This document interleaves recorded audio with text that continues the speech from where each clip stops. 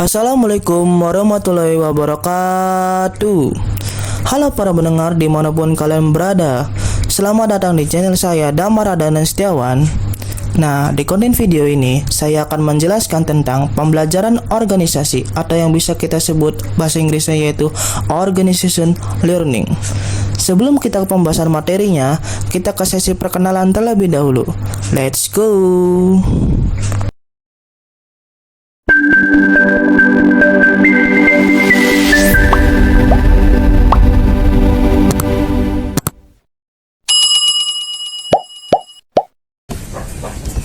Halo guys, perkenalkan nama saya Damar Adanan Setiawan, MPM 121020 Sasaran saya membuat konten video ini itu untuk berbagai kalangan, untuk bisa ditonton berbagai kalangan. Dan tujuan saya membuat konten video ini itu untuk membagikan atau men-sharing ilmu pengetahuan kepada teman-teman agar teman-teman itu bisa mendapatkan atau menambah wawasan ilmu pengetahuan yang khusus di konten video ini, yaitu tentang materi pembelajaran organisasi. Oke, langsung saja, mari kita mulai. Organisasi learning atau yang bisa kita sebut yaitu pembelajaran organisasi. Konsep pembelajaran organisasi itu sudah dikenal sejak tahun 1970-an yang diperkenalkan oleh Argyris and Scone. Pembelajaran organisasi yang merupakan sebuah proses aktif yang memampukan organisasi beradaptasi dengan cepat terhadap perubahan. Nah, proses ini termasuk kegiatan menemukan pengetahuan baru, keterampilan, dan perilaku. Organisasi learning atau pembelajaran organisasi juga merupakan sebuah prinsip untuk menciptakan pengetahuan kerja dan perbaikan organisasi secara efisien. Nah, oleh karena itu, organisasi harus efektif dan belajar. Pembelajaran organisasi secara luas yaitu ialah proses menciptakan, mempertahankan, dan mentransfer pengetahuan dalam suatu organisasi. Nah, suatu organisasi meningkat seiring berjalannya waktu karena memperoleh pengalaman. Jadi, sebuah organisasi itu belajar dari sebuah pengalaman. Seperti itu. Dari pengalaman ini, kita mampu untuk menciptakan suatu pengetahuan. Nah, pada tahun 1990, organization learning atau pembelajaran organisasi pertama kali dipopulerkan oleh Peter Schenck dalam bukunya yang berjudul The Fifth Discipline. Di dalam buku tersebut juga dijelaskan bahwa organisasi pembelajaran merupakan wadah bagi orang-orang yang terus-menerus meningkatkan kapasitasnya untuk menciptakan hasil yang benar-benar diharapkan.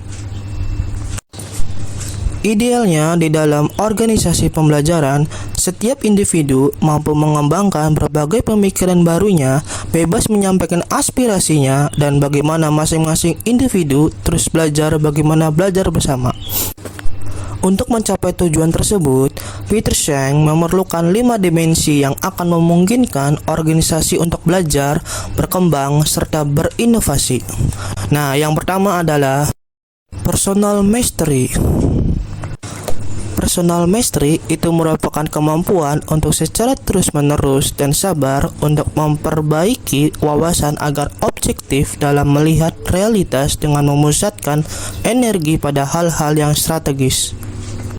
Yang kedua ada mental model. Mental model merupakan suatu proses menilai diri sendiri untuk memahami, untuk mengonsumsi, serta keyakinan dan prasangka atas rangsangan yang muncul.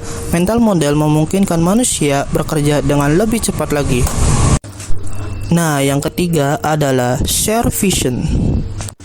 Share vision merupakan komitmen untuk menggali visi bersama tentang masa depan secara murni tanpa ada paksaan dari orang lain. Oleh karena itu, organisasi terdiri atas berbagai orang yang pastinya berbeda latar belakang, pendidikan, kesukuan, pengalaman, serta budayanya yang berbeda, maka akan sangat sulit bagi organisasi untuk bekerja secara terpadu kalau tidak memiliki visi yang sama. Yang keempat itu adalah team learning. Team learning merupakan kemampuan dan motivasi untuk belajar secara adaptif, generatif, dan berkeseimbangan. Nah, yang kelima yang terakhir itu ada system thinking. Organisasi pada dasarnya terdiri atas unit yang harus bekerja sama untuk menghasilkan kinerja yang optimal. Unit-unit itu antara lain ada yang disebut dengan divisi, ada yang disebut dengan direktur, ada yang disebut dengan bagian-bagiannya, ada juga yang disebut dengan cabang. Nah, kesuksesan suatu organisasi sangat ditentukan oleh kemampuan organisasi dalam melakukan pekerjaan secara sinergis. Jadi, kesuksesan organisasi pada saat ini sangat tergantung pada kemampuan organisasi tersebut untuk belajar dan merespon perubahan-perubahan yang terjadi dengan cepat. Manajer organisasi yang sukses adalah orang yang mampu secara efektif menggunakan kebijaksanaannya, mengelola organisasi dengan berbasis ilmu pengetahuannya, dan melakukan perubahan-perubahan yang diperlukan. Disinilah letak pentingnya organisasi pembelajaran. Organisasi pembelajaran adalah pengembangan kapasitas organisasi untuk terus belajar, beradaptasi, dan berubah. Dan setelah itu tamat.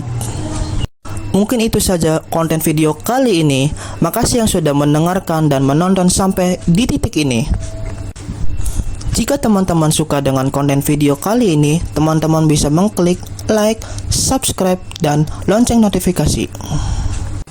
Sampai jumpa di konten video berikutnya dan bye-bye. Wassalamualaikum warahmatullahi wabarakatuh.